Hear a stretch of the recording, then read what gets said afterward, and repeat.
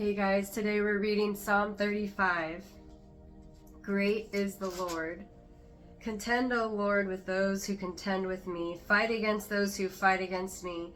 Take hold of shield and buckler and rise for my help. Draw the spear and javelin against my pursuers. Say to my soul, I am your salvation. Let them be put to shame and dishonor who seek after my life. Let them be turned back and disappointed who devise evil against me. Let them be like chaff before the wind, with the angel of the Lord driving them away. Let their way be dark and slippery, with the angel of the Lord pursuing them. For without cause they hid their net for me. Without cause they dug a pit for my life. Let destruction come upon him when he does not know it, and let the net that he hid ensnare him. Let him fall into it, to his destruction. Then my soul will rejoice in the Lord, exulting in his salvation. All my bones shall say, O Lord, who is like you, delivering the poor from him who is too strong for him, the poor and needy from him who robs him. Malicious witnesses rise up. They ask me of things that I do not know. They repay me evil for good. My soul is bereft. But I, when they were sick, I wore sackcloth. I afflicted myself with fasting. I prayed with head bowed on my chest. I went about as though I grieved for my friend or my brother. As one who laments his mother, I bowed down in mourning. But at my stumbling they rejoiced and gathered. They gathered together against me. Wretches whom I did not know tore at me without ceasing. Like profane mockers at a feast, they gnash at me with their teeth. How long, O Lord, will you look on? Rescue me from their destruction, my precious life from the lions. I will thank you in the great congregation. In the mighty throng I will praise you. Let not those rejoice over me who are wrongfully my foes, and let not those wink the eye who hate me without cause.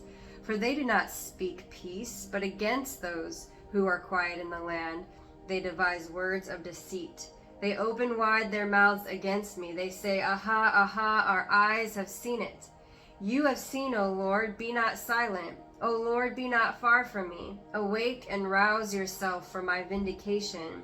For my cause, my God and my Lord. Vindicate me, O Lord, my God, according to your righteousness, and let them not rejoice over me. Let them not say in their hearts, Aha, our heart's desire. Let them not say, We have swallowed him up. Let them be put to shame and disappointed altogether who would rejoice at my calamity. Let them be clothed with shame and dishonor who magnify themselves against me. Let those who delight in my righteousness shout for joy and be glad and say evermore, Great is the Lord who delights in the welfare of his servant. Then my tongue shall tell of your righteousness and of your praise all the day long. And I just want to encourage you. I know that this psalm speaks of David's great sorrow and frustration of betrayal from those that he was a true friend, he rejoiced when they rejoiced and wept when they wept. He cared for these individuals who had now turned on him and were trying to take out his life and actually falsely accusing him, and would rejoice at his calamity. And so this is a good psalm to stand upon when you're being falsely accused. And I know we talked about we are in a season where we're going to see false accusation increase, especially as God starts to move in the land and do his way that may seem illogical to people. There's going to be a lot of false accusation against the saints, against those who are walking in righteousness and anointed by the Lord or doing the will of the Lord.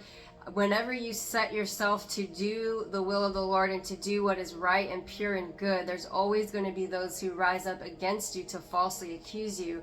But the hardest part for David in this psalm is that those that he loved and cared for and that he had been faithful to were now the ones rising up against him to falsely accuse and to try to, they would rejoice in his calamity. And the other thing we learn from this psalm is that when a true friend, someone who is truly for you and that you know that you can depend upon, is one that would rejoice in your well-being, would rejoice and celebrate when the Lord brings you deliverance or success or helps you or anoints you for something, a true friend will rejoice with you in that and will weep and mourn with you in your mourning. And so that is the marking of a committed, faithful friend. And so I just want to bless you today that you would have discernment and understanding to know who can be trusted, who is a true and faithful friend in your life, and who you need to be not trusting or having discernment towards in this hour. And be strong and stand firm as you face false accusation, for it surely will come. But the Lord is the one who has the final say. The Lord is the one who will vindicate you, just as he vindicated King David. So I bless you with that today.